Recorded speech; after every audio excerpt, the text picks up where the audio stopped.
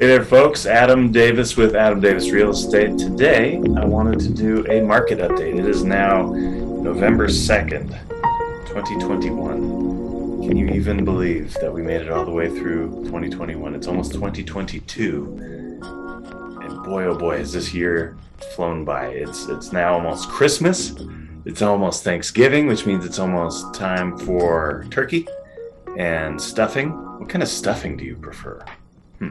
Do you prefer stuffing? Do you hate stuffing? Are you keto on Thanksgiving? Do you care about Thanksgiving at all? I guess that's a thing, huh? Where people might not even celebrate Thanksgiving. Or, if you're wise, you celebrate Thanksgiving every day and don't need a holiday to give you permission. I think I want to do better at that next year. I'm pretty grateful for everything, but not nearly as grateful as I could be or should be, I think. I'm grateful for all, anyway, I'll do that another time.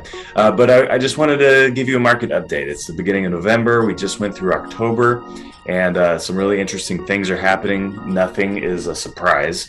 The seasonal slowdown is still here. However, we are not anywhere near where we should be if seasonality is a thing. Right now, our frequency of transaction and volume and cost per property sold and all that stuff is up near like normal spring type levels. Summer, maybe, maybe we're down from a spring and into a summer type of space. So it's fascinating, but for this heightened, insane market, it's a little slower. It's a little cooler. It's cozy. It's like sit by the fire and drink your hot chocolate and watch the market not freak out. And things are going for a little bit less over asking, but still over asking, about 103% across the Portland metropolitan area. It's just what a time to be alive. There's a house on the market out past Hillsborough where the seller is requesting payment in cryptocurrency. So if that tells you anything, let's get right to it. It's October, the end of October, beginning of November. Here are the October numbers. 147 is the sold, pendings 137, and actives are 292. So just September to October, we had a 21% decrease in active listings on the market. You can see it in the orange. Where is it? Right there. I'm not a weatherman. Nope. There we go.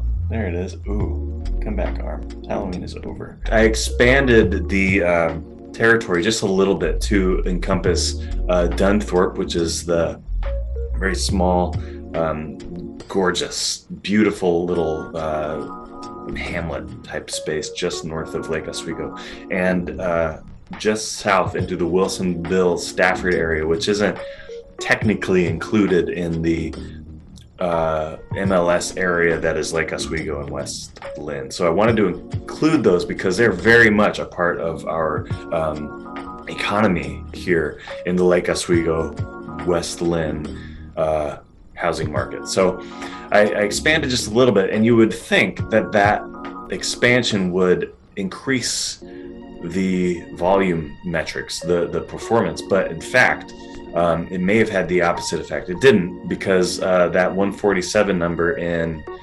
solds was actually 151, I believe. So it was a very minimal adjustment or effect of the adjustment, but I did it just to include a more accurate picture of what our market looks like. And when people think of moving to Lake Oswego or West Linn, and when they're in the market for high-end homes in the South Portland complex of neighborhoods and cities and towns and things like that, they are really thinking West Linn, Wilsonville, Stafford, Lake Oswego, Dunthorpe, maybe a little bit of Eastern Tualatin. Maybe, not really, but maybe. So anyway, I included all those things to make a more accurate picture, especially as we're going into next year. I want you all to know what it looks like on a month-to-month basis for our very, very specific neighborhood and community. Let's look at the average sold price trajectory. Since I started plotting this, you can see the clear trajectory. It's that little seagull-shaped red line. Seagull, come on. Do we still draw seagulls like that? Come on. So anyway, you can see this price deterioration in the average sale price, or average sold price. It's different. It's not the list price. It's the price that each property traded at on closing day. And we're going to see that through till the beginning of the year, I think. If we don't see that through the beginning of the year, if we don't see a steady decline, I would say we can watch this path, and it's going to be kind of like a 50% of that little trajectory there. It'll be a little bit of this action through January and February. February, I think we're going to see a spike, frankly, because people are going to be real excited for the spring after they saw their prices fall off, after they saw their potential return flop. Kind of. It's still going to be well above what the normal market would bring, but people are reactive sellers. So we're going to see a little bit of a spike in inventory, but not enough to make up for the lack of inventory. And we're going to see a little bit of a spike in list price, but maybe not in sold price, because mortgage rates are going to go up also, and they're doing that right now. Not this week. I saw a statistic that the mortgage rates are actually trending a little bit lower right now, but I bet it's going to do one of these. Which brings me to my next point. Inventory. We have seen a spike in inventory in August, and a big part of that is just people hoping to capitalize on the end of summer. We're getting back into school. Maybe the students got into school and college kids left, and now it's time to sell my house. Especially now that junior's out of the house. Let's downsize to a 2 or 3 bedroom or 1 bedroom or whatever. Half the house size, maybe they had 2/3 of the mortgage payment, and we had a little bit of a resurgence in buying frenzy to parallel that increase in inventory. But as we could expect, those houses sell and we didn't replace them. If you don't sell now, you're going to lose 2/3 of your buyers come January, February, March, when the ones who are qualified buy stuff and the ones who aren't are even less so, because mortgage rates just went nuts.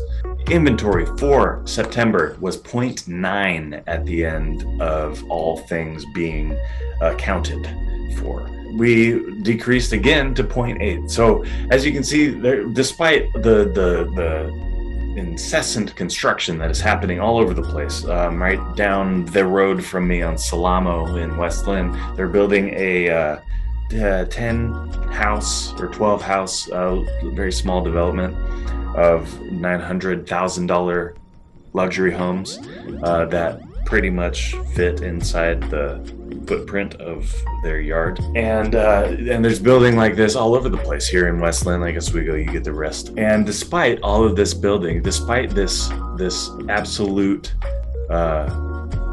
full court press to meet the needs of buyers who are coming into the area from California and Texas and Idaho and Seattle and locally, we are not meeting the need. We are not building fast enough. We are not selling fast enough. We are not listing new homes fast enough. So we decreased a little bit, and you can see this trajectory. This is more like what can you see my hand?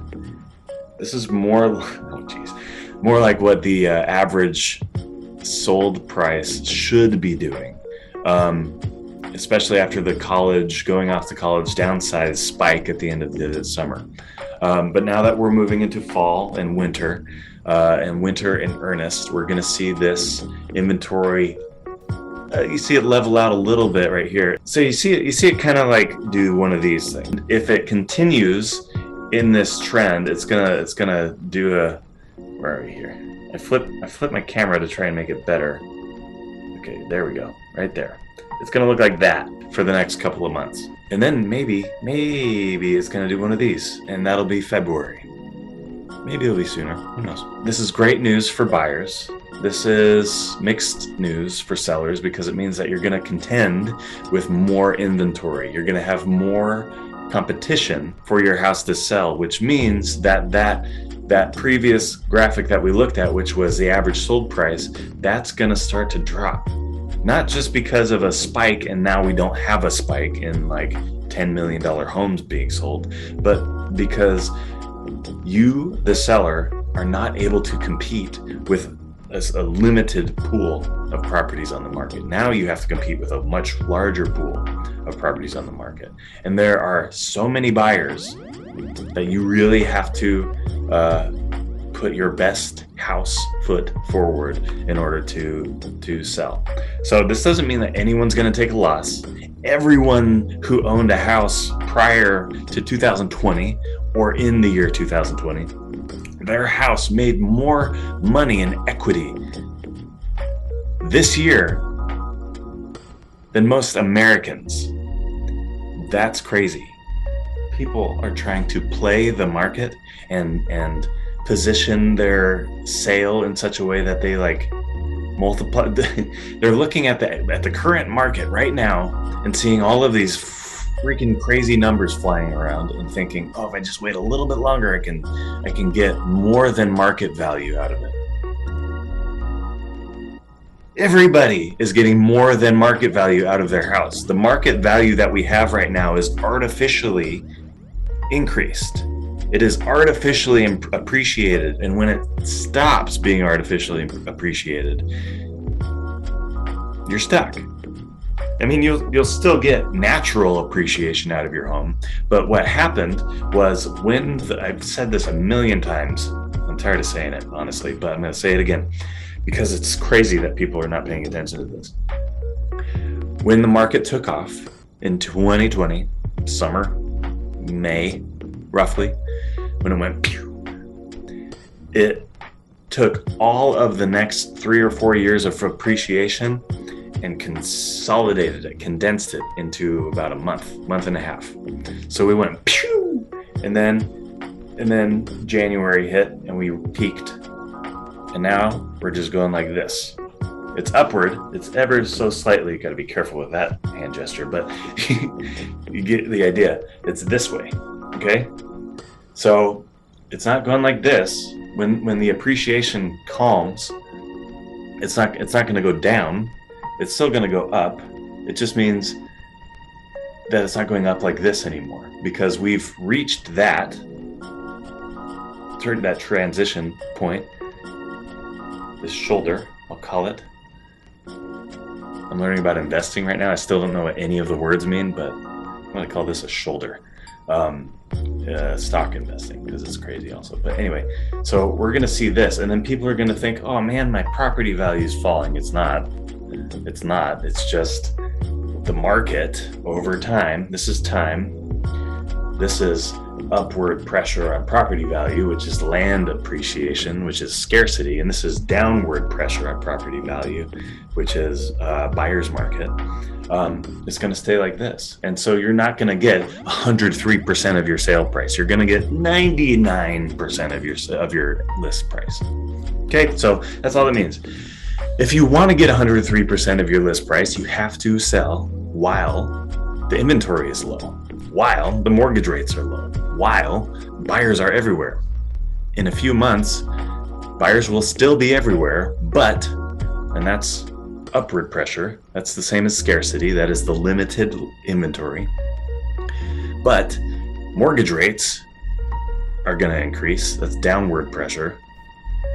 And inventory is going to increase. That's downward pressure on this sale price. So the more downward pressure, the farther away we get from balance. Okay, let's assume that's perfectly balanced, about 45-degree angle. we're going to drop and drop and drop and drop and drop. We're not going to drop like this because we still have 4 or 5 years of inventory to make up for. We have 3 million homes to build before we're even in a balanced market. So we're not there yet. Which brings me to the good news. While inventory is decreasing, the days on market are also decreasing. That means that our market is still going strong. We had a 14-day on market average in May. So we had this increase in days on market all the way through September. And then we dropped down to 19. So if you look at this, you'll see it's the same, almost the same exact trajectory. September was a spike, where days on market kind of went long, and that's it's a vacation thing. It's, everyone goes on holiday, people get away with the family for a little while, and then they come back and start shopping again. So we lost a ton of buyers in that event, in the event of end of summer, anticipation of vacations and things like that. People just stopped, and buyer fatigue. People got sick of house shopping in the summer because there was so much competition. It got really discouraging. If you're looking to buy or sell real property in Oregon, especially in South Portland, Lake Oswego, Wilsonville, West Linn, Sherwood, Stafford, you get the idea. Please reach out. I enjoy it. I love it. If you're thinking of selling, it's going to get a lot more difficult to sell for as much money as you think you get out of your house. Just a fact. If you're looking to buy, it's going to get really exciting soon because inventory is going to start catching up, and you're going to have a lot more opportunities, and that top price is going to start to creep down. It's going to be awesome, folks. I'm Adam Davis with Adam Davis Real Estate. Have a wonderful Thanksgiving. Have a wonderful fall. I'll see you in December. Cheers.